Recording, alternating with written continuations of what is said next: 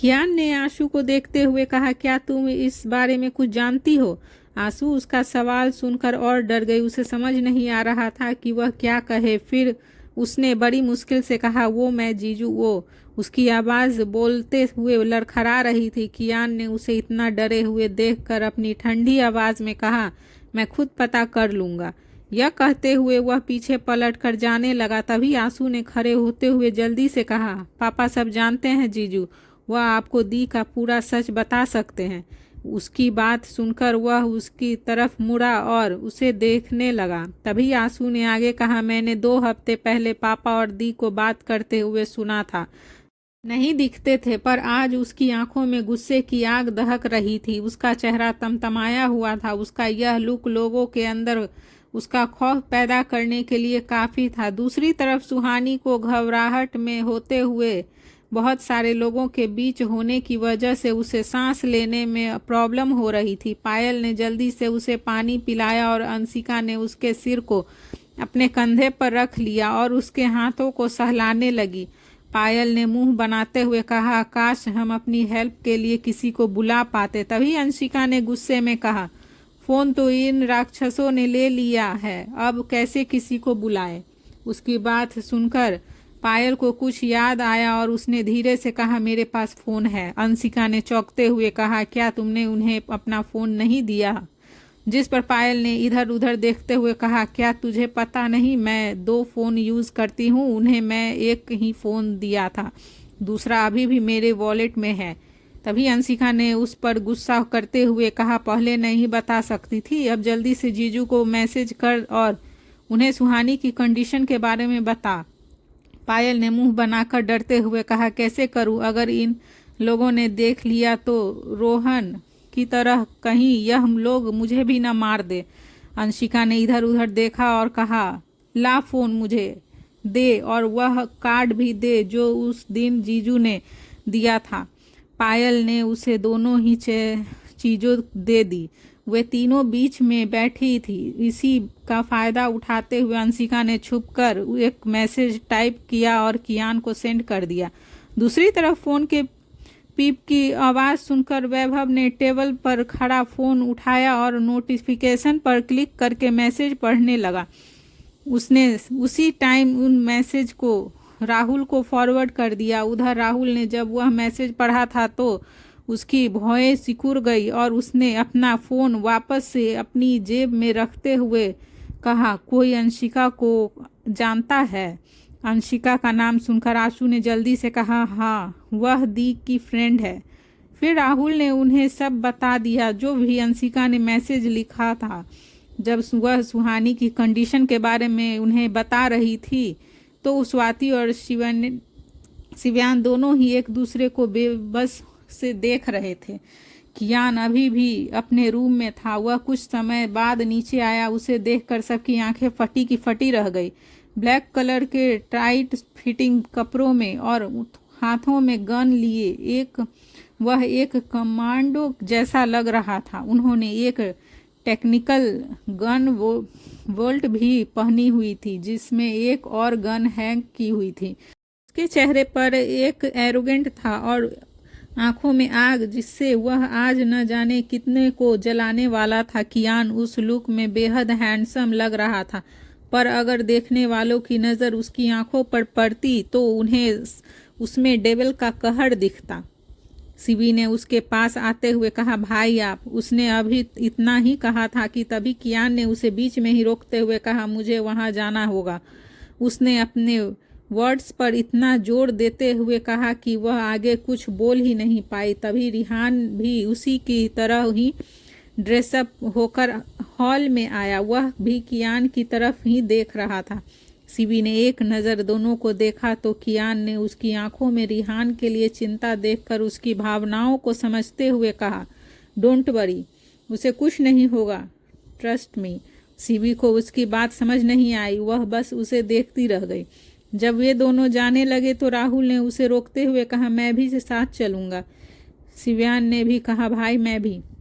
तभी कियान ने दोनों को देखते हुए कहा, नहीं, तुम दोनों का यहाँ रहना ज़्यादा ज़रूरी है। फिर राहुल ने उसे अंशिका के भेजे मैसेज के बारे में बताया तो कियान ने गुस्से में अपनी मुट्ठी को कसकर बंद कर लिया। तो वहीं सिबियान और स्वाति दोनों एक बार फिर से एक दूसरे को देख रहे थे। उन्हें समझ नहीं आ रहा था कि वे सुहानी की प्रेगनेंसी के बारे में उसे एक बताए या नहीं। तभी दोनों ने डिसाइड करते हुए एक दूसरे को आंखों में इशारे किए। फिर वे दोनों ही कियान को सच बताने के लिए एक साथ आगे बढ़े कि तभी वहां अनंत आ गया। उन्हें देखकर कियान रुक गया और उनकी आंखों में देखते हुए एरोगेंट भरी आवाज में बोला, मैं सिर्फ अभी इतना जानना चाहता हूँ कि क्या वे लोग वही है। जिस पर अनंत ने कहा, हाँ वे वही है, मुझे मेरे इन्फॉर्मर से पता चला है। बाकी स्टूडेंट तो सिर्फ बहाना है, उनका असली टारगेट तो सुहानी है।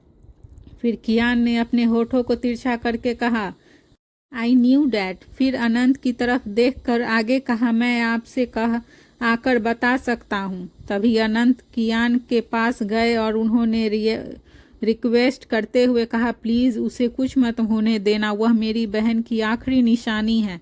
उसने सिर हिलाया और जाने लगा। तभी सिबियान ने उसे रोकते हुए कहा, भाई। यह सुनकर वह रुक गया और उसे पीछे पलटकर उसे देखते हुए कहा, क्या हुआ। उसके यह दो वर्ड सिबियान के माथे पर पसीना ले आए थे। वह स्वाति की तरफ देखने लगा। जब कियान ने दोनों को एक दूसरे को देखते हुए देखा तो उसने रूड टोन में कहा, क्या बात है। उसकी टोन सुनकर दोनों ही डर गए थे। फिर दोनों ने एक दूसरे को देखा और एक साथ कहा भी, सी इज़ प्रेग्नेंट। कियान को लगा जैसे उसने कुछ गलत सुन लिया है, तो उसने फिर से उसी टोन में कहा, से अगेन।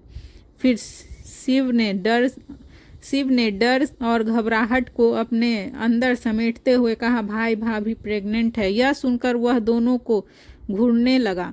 उसके कानों में शिव के कहे शब्द गूंज रहे थे। तभी शिव ने उसे हॉस्पिटल का पूरा सच बताया। सच सुनकर उसकी भौहें तन गई। उसने अपने मुंह से एक वर्ड नहीं कहा और दोनों की अपनी डेविलिश आईज से एक नज़र देखकर चला गया। उसका इस तरह देखना शिव को अंदर तक हिला गया था। वह कियान के देखने भर से ही समझ गया था। भले ही उसने अपने होठों को कुछ नहीं कहा, पर शिव को अंदाजा हो गया था कि वह उसे कितना नाराज है। वहां मौजूद सभी लोगों ने भी शिव और स्वाति की बातें सुनी थी। अनंत ने स्वाति के पास आते हुए कहा, क्या यह सच है बेटा, सुहानी सच में प्रेग्नेंट है। उसके पूछने पर स्वाति ने अपना सिर हाँ में हिला दिया। शिवी और आशु के चेहरे पर खुशी के साथ साथ टेंशन भी थी। तभी राहुल स्वाति का हाथ पकड़कर उसे वहां से ले गया। उसने स्वाति की हाथ को इतना कसकर पकड़ा हुआ था कि उसके हाथ में दर्द होने लगा था। तभी उसने राहुल से अपना हाथ छोड़ते हुए कहा, राहुल छोड़ो मेरा हाथ, मुझे दर्द हो रहा है। यह सुनकर उसने स्वाति का हाथ झटका और पलटकर उसे घूरने लगा। स्वाति राहुल के इस तरह देखने से सहम गई थी। फिर राहुल ने उसके कंधे को जोर से पकड़ा और अपने दांत पीसते हुए कहा, क्या तुम दोनों का दिमाग खराब हो गया था? जब तुम्हें उसकी प्रेगनेंसी के बारे में पता चला तो तुम दोनों ने उन्हें कॉलेज कैसे जाने दिया? राहुल के उसे कसकर पकड़ने से उसके कंधे में भी दर्द होने लगा था। तभी उसकी आंखों से आंसू की एक बूंद लुढ़क कर उसके गाल पर आ गिरी। फिर स्वाति ने रोते हुए कहा, मैंने और शिव ने उसे बहुत समझाया था। हम तो उसे वापस विला लेकर आ रहे थे, पर सुहानी ने मना कर दिया। स्वाति के आंसू राहुल को तकलीफ दे रहे थे, पर उसका गुस्सा अभी भी उस पर हावी था। आज वह अपने दिल की नहीं दिमाग की सुन रहा था और उसे स्वाति पर बहुत ज़्यादा गुस्सा आ रहा था, पर साथ ही उसके आंसू उसे कमज़ोर कर रहे थे। तभी राहुल ने उसे छोड़ दिया और उसने अपने गले से लगाते हुए कहा, आई एम सॉरी, मुझे तुम्हारे साथ ऐसा नहीं करना चाहिए था, पर तुम दोनों ने जो किया वह बहुत गलत किया। बस अब उन्हें और उनके बीच बच्चे को कुछ नहीं होना चाहिए, वरना कोई नहीं जानता कि वह क्या करेंगे। उधर कियान और रिहान दोनों ही एक ही गाड़ी में थे। उनके पीछे शिवा कुछ आदमियों के साथ दूसरी गाड़ी में आ रहा था। रिहान ड्राइविंग कर रहा था। कियान फर्स्ट सीट पर ही उसके बराबर में बैठा था। उसके कानों में एक ही आवाज़ गूंज रही थी कि वह प्रेग्नेंट है। उसने अपनी आंखें बंद कर ली और तभी उसकी आंखों में के सामने सुहानी का मुस्कुराता हुआ चेहरा आ गया। उसने सुहानी के बारे में सोचते हुए खुद से कहा, मैं तुम दोनों को कुछ नहीं होने दूंगा, बस थोड़ा इंतज़ार करना, मैं आ रहा हूँ। दूसरी तरफ कॉलेज में रमन ने सक्षित से कहा, चल अब प्लान बी एक्सक्यूजिटिव करते हैं। यह कहकर वे दोनों ऑडिटोरियम रूम की तरफ जाने लगे कि तभी उनका फ़ोन रिंग हुआ। रक्षित ने फ़ोन देखा और जल्दी से कॉल पिक कर लिया। दूसरी तरफ से बोल रहे आदमी की बात सुनकर रक्षित ने ओके कहा और कॉल कट कर दिया। फिर रमन ने पूछा, क्या हुआ, क्या कहा सर ने? रक्षित ने कहा, उन्होंने जल्दी से काम खत्म करके वापस आने के लिए कहा है, फालतू की प्रॉब्लम क्रिएट नहीं करना है। हमारा टारगेट वह लड़की है, उसे खत्म करके जल्दी से निकलना है यहाँ से। उसकी बात सुनकर रमन ने कहा, और बचे हुए स्टूडेंट का उनका क्या? जिन पर रक्षित ने कहा, उन्हें हम छोड़ देंगे पर काम खत्म होने के बाद। तभी रमन ने फिर से कहा, ठीक है तो मैं उसे लेकर आता हूँ। उसकी बात पर रक्षित ने कहा, 150 स्टूडेंट के बीच में वह कहाँ छुपकर बैठी होगी, कैसे ढूंढेंगे उसे? उसकी बात पर रमन ने सोचते हुए कहा, कॉलेज में सब जगह कैमरे लगे हैं ना?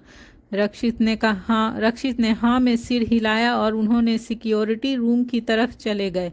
उधर ऑडिटोरियम रूम में रमन और रक्षित के कहने पर उसके आदमी एक एक करके सभी स्टूडेंट के बाल पकड़कर उनके चेहरे को ऊपर करके कैमरे में उनका चेहरा दिखने लगे। सिक्योरिटी रूम में मॉनिटर के सामने बैठे रमन और रक्षित हाथ में सुहानी की फ़ोटो लिए उसके चेहरे को मॉनिटर पर चेहरे से मिला कर देख रहे थे। वहीं सुहानी अब होश में आ गई थी। उसे अब पहले से बेटर फील हो रहा था। तभी उसने होश में आते ही उन आदमियों को देखा। उन्हें ऐसा करते देखकर उसे उन पर डाउट होने लगा। दूसरी तरफ कियान भी पहुंच गया था। फिर उसने राहुल को फ़ोन करके कहा, जैसा करने के लिए कहा है अभिनव से कहो वैसा ही करे। राहुल ने ओके कहा और कॉल कट करके अभिनव को कॉल किया और उसे सब समझा दिया। राहुल के बात करके अभिनव उन लोगों से बात करने की कोशिश करने लगा।